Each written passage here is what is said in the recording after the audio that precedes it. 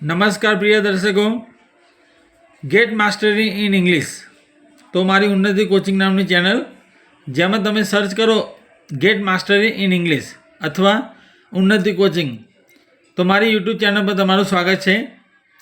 તો જે લોકો મારો વિડીયો ફર્સ્ટ ટાઈમ જોઈ રહ્યા છે તો ચેનલ સબસ્ક્રાઈબ કરો.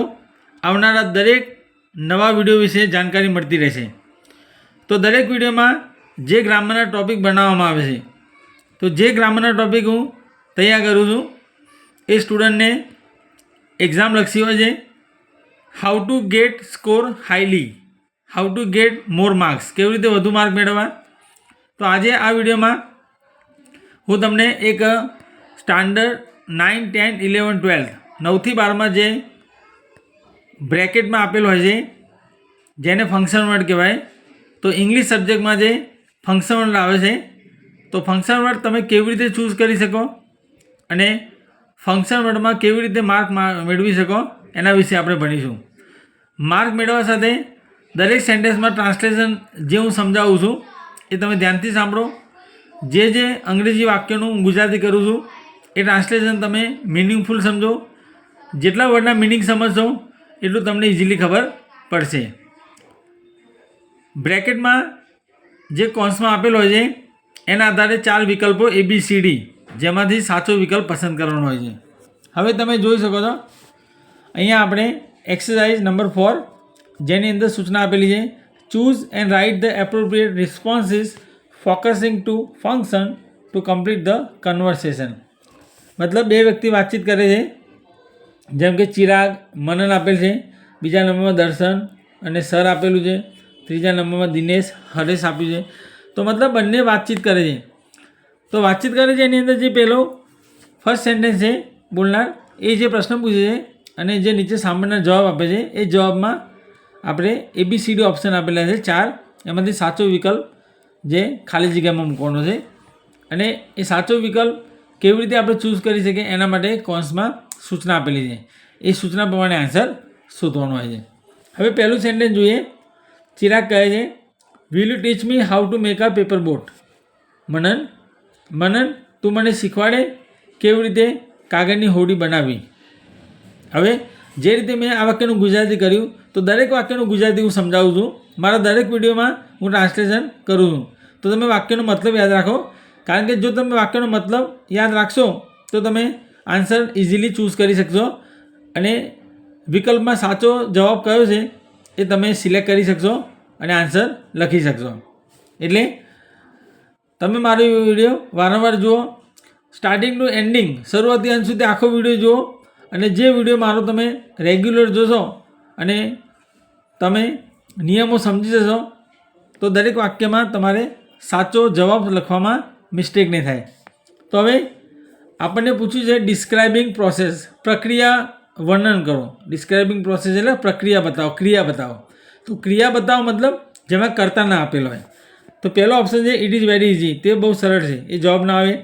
બીમાં આપણે આઈ ડોન્ટ નો, હું જાણતો નથી, એ પણ ના આવે.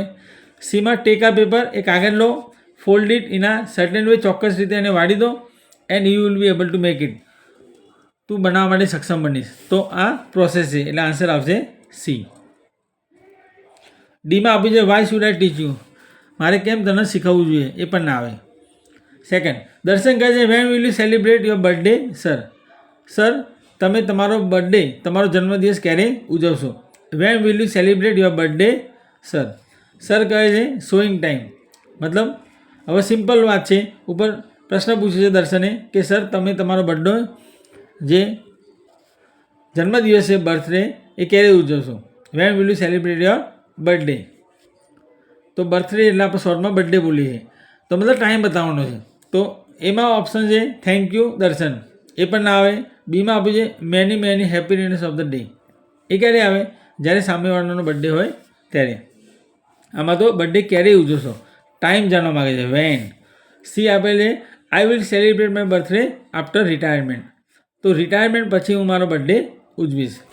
ડીમાં આપ્યું છે it will be odd to celebrate my birthday when people are starving in their hut, જ્યારે લોકો તેમની ઝૂંપડીમાં ભૂખે મરી રહ્યા છે. સ્ટાર્વિંગ એટલે ભૂખે મરવું, ઇન ધેર હટ મતલબ તેમની ઝૂંપડીમાં, જ્યારે લોકો ભૂખે મરી રહ્યા છે ત્યારે મારો બર્થડે ઉજવવો એકદમ વિચિત્ર લાગશે. તો અહીંયા આપણે આન્સર જે છે તમને ખ્યાલ આવશે, આન્સર આવશે સી, કે હું રિટાયરમેન્ટ પછી મારો બર્થડે ઉજવીશ. એ ટાઈમ બતાવે છે.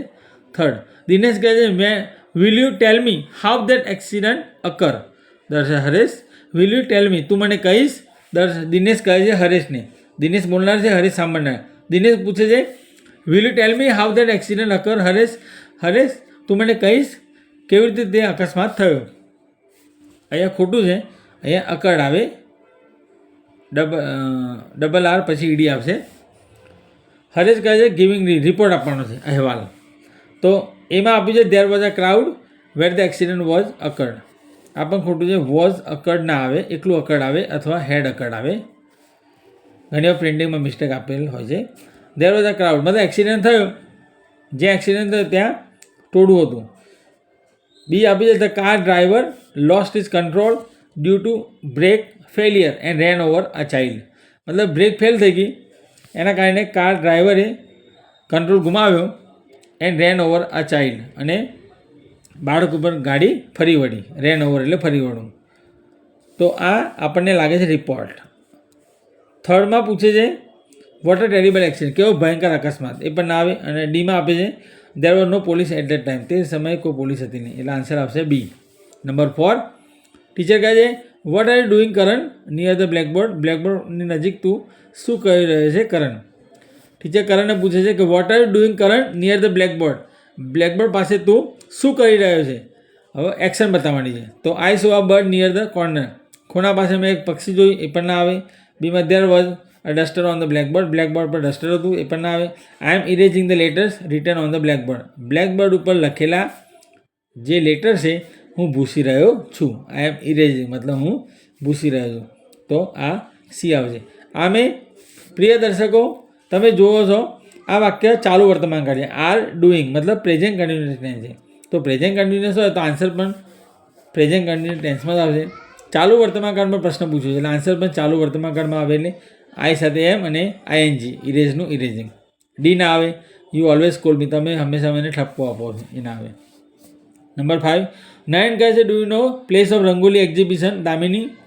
નયન દામિનીને પૂછે છે કે તું જાણે છે રંગોલી પ્રદર્શનની જગ્યા ક્યાં છે. પ્લેસ ઓફ રંગોલી એક્ઝિબિશન એનો મતલબ થાય છે રંગોલી પ્રદર્શનની જગ્યા. એ ડુ યુ નો એટલે તું જાણે છે. દામિની કહે છે શોઈંગ લોકેશન. લોકેશન એટલે જગ્યા બતાવવાની છે, ક્યાં છે. તો it was a wonderful exposition. Exposition મતલબ એક્ઝિબિશન થાય, અદ્ભુત પ્રદર્શન હતું.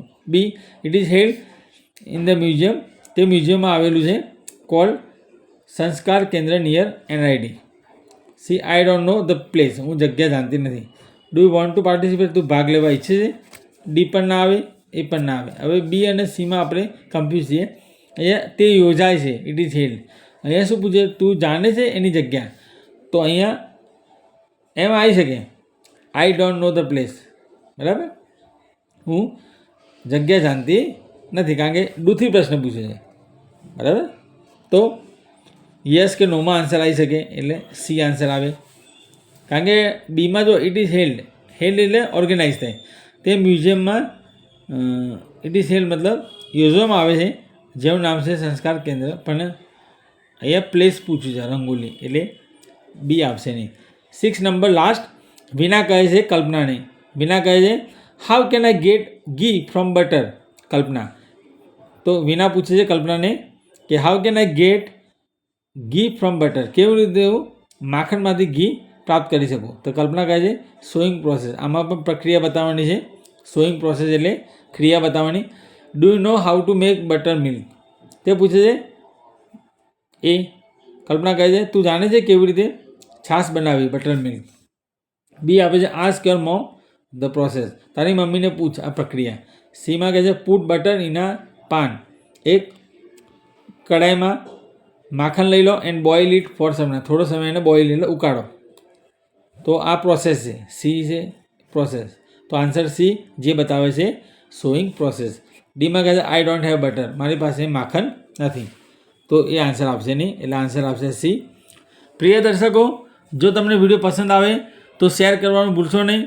લાઈક કરો, અને સબસ્ક્રાઈબ કરો. If you are watching first time my YouTube channel, so subscribe right now. જો તમે મારી યુટ્યુબ ચેનલ પર ફર્સ્ટ ટાઈમ જુઓ છો, તમે નવા છો, તો ચેનલ સબસ્ક્રાઈબ કરો, જેનાથી આવનારા દરેક વિડીયોની નોટિફિકેશન મળતી રહેશે.